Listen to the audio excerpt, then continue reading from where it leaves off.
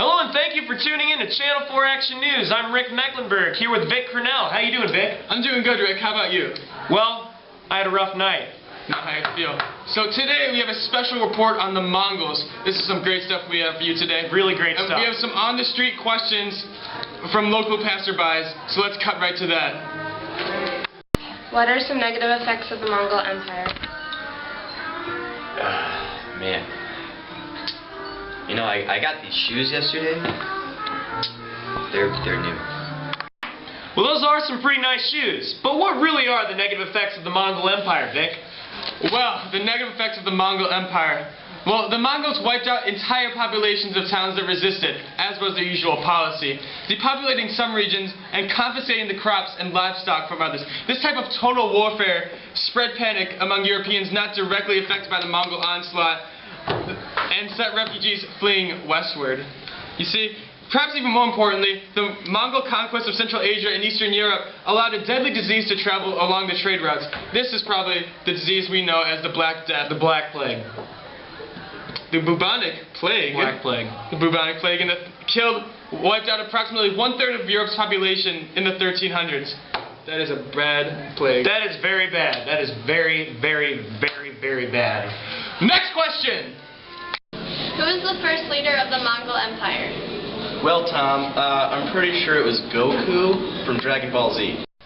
I do not believe it was Goku because Goku was a Super Saiyan and Super Saiyans do not exist.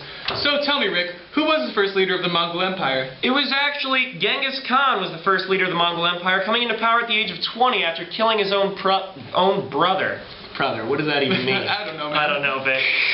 Genghis Khan was born in north-central Mongolia and around 1162 and was originally named Temujin after a Tatar chief that his father had captured. Temujin later defeated many Mongolian tribes and united them under his rule, creating the cornerstones of the Mongolian Empire.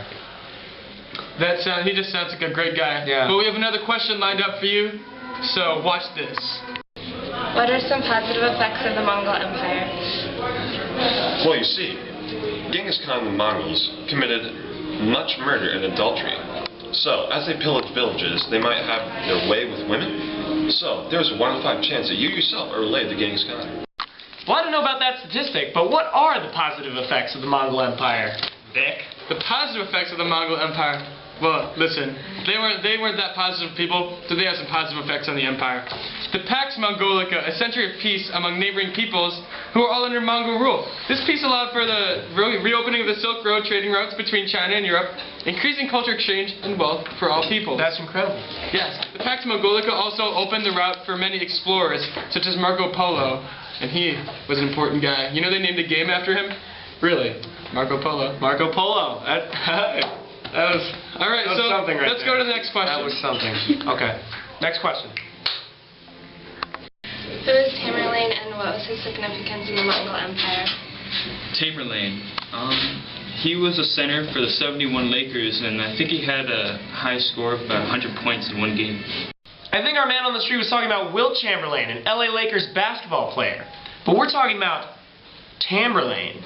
Can you explain that one for us, Vic?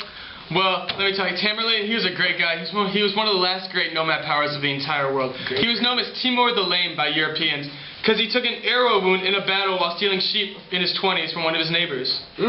So he literally took an arrow to the knee. That is one way you could say it. It left him lame in his right leg and stiff in his right arm. Not a man of good health, let me tell you. Doesn't sound like it. He was a master politician and military strategist. He was a man with extraordinary intelligence, not only intuitive but intellectual. Even though he could not read or write, he was fluent in 2 or 3 different languages. So he was illiterate, but he could speak many different languages. Oh, yes.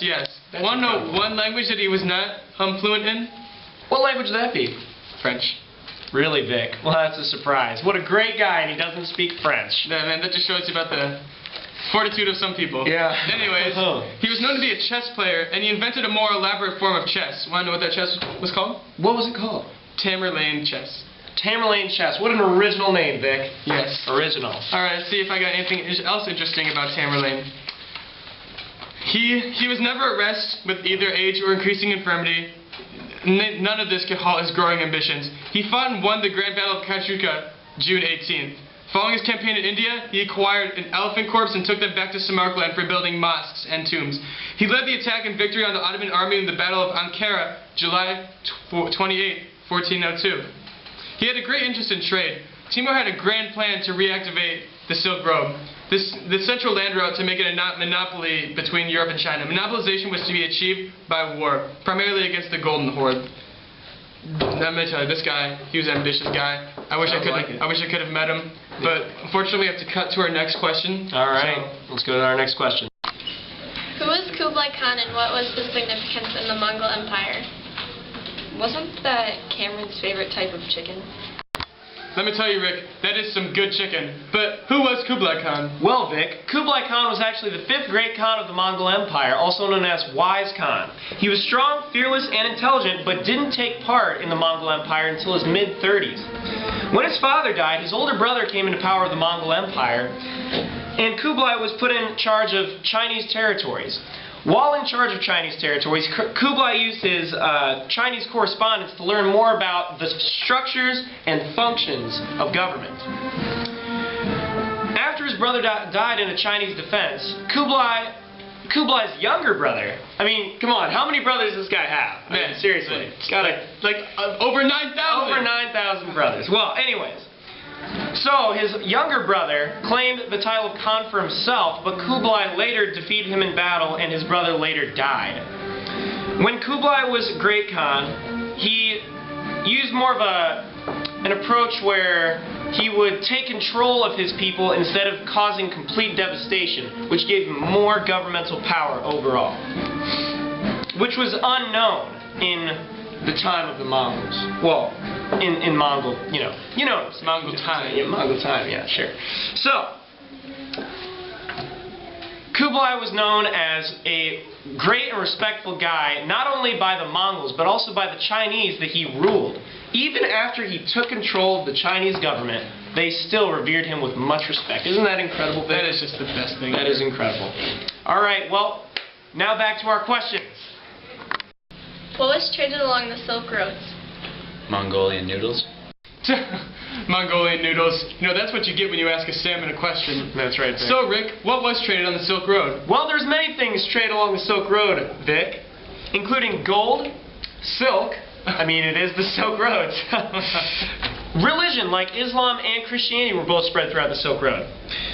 Marco Polo became one of the first Europeans to travel the Silk Road to China. In his book, The Travel of Marco Polo, opened many Western eyes to Eastern customs.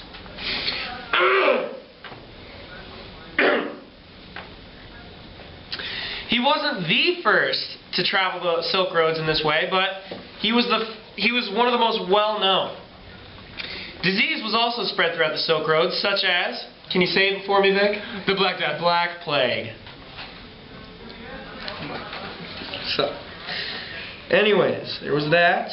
Mongol expansion throughout the Asian continent from around 1207 to 1360 helped establish a sense of unity and peace throughout the Silk Road, creating governmental stability in the region. The Mongols used the Silk Roads to trade many luxurious goods and increase the general wealth of the overall population. You know, that is so fascinating, Rick. Yeah, it really is. But right now we're going to go to an interview that Rick actually took a long time ago with the one and only Genghis Khan. Right. So let's cut to that. Hello and welcome back to Channel 4 News. I'm Rick Mecklenburg here with Genghis Khan. Genghis, how you doing? That's great to hear, Genghis. So how are your horses? Pretty good. We like to use them in our military quite a bit. How so? Well, when riding our horses into battle, we like to squeeze the horses nice and tight with our legs. That way we can shoot a bow and arrow while riding, while steering, all at the same time. So fighting is half the battle. How about your strategy?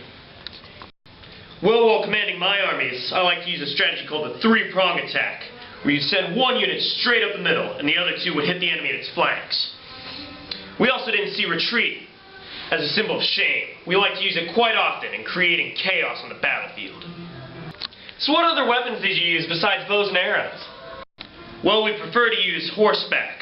using weapons such as the bow and arrow, which I already mentioned, swords, and spears. So your soldiers look something like this? Yes. Well, that's fantastic. So, your empire looks something like this? Yes. Well, that's just astonishing, Genghis. But it looks like we're just about out of time. It's been good talking with you. This has been a Channel 4 Action News interview. Thank you for tuning in to Channel 4 News. We here at the station hope that we've enlightened you on many aspects of the Mongol culture. We hope that you have a great night. Da, da, da, da, da, da, da, da.